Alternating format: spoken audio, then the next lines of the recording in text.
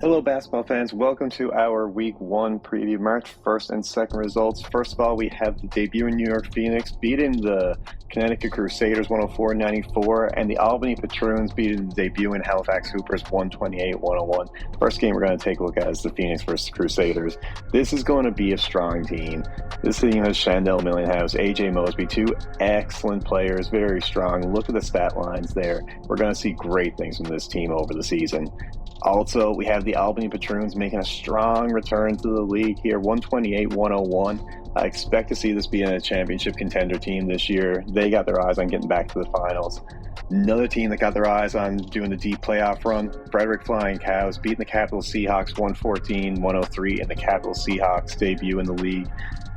We don't actually have the results for Enid and Little Rock, so we are hoping to get those. But look at that strong team there. The Frederick Flying Cows 114-103. No shame in that number for the debuting Capital Seahawks. Next night, we have the New York Phoenix once again beating the Halifax Hoopers 122-99. Very impressive for a debuting team.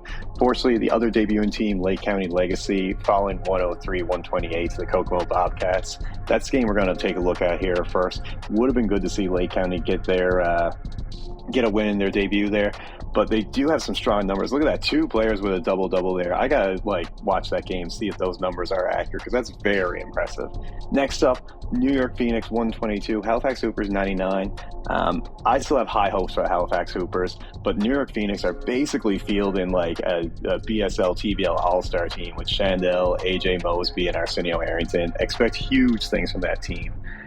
We don't have the results for Capital Seahawks versus Virginia Valley Vipers, but that means I get to talk about the Lebanon Leprechauns beating the St. Louis Griffins, who made it all the way to the finals last year.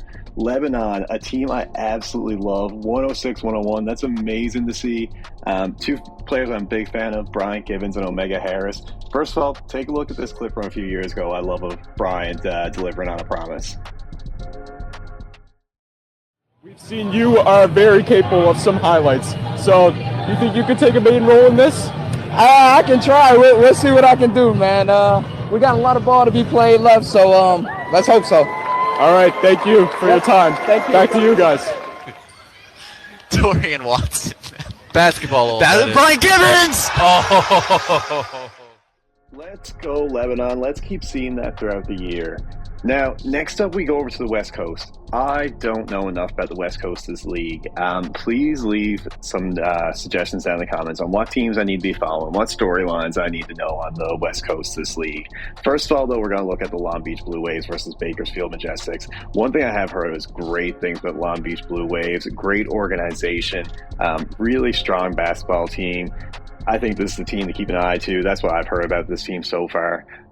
Wilmette Valley Jaguars, formerly the Emerald City Jaguars. I had high hopes for these guys. I know they had a bad season last year. They did a big rebrand and had high hopes coming in. I think it's just one fall. Wenatchee Bighorns, strong team there, 116-92.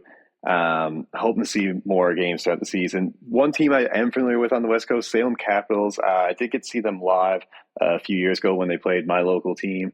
Unfortunately, they fell here to the Vancouver Volcanoes, 121-13. Denzel Banks with 30 points for Vancouver. Great team. Be sure to like and subscribe. We're hoping to keep this up throughout the season. I'd love for you to follow.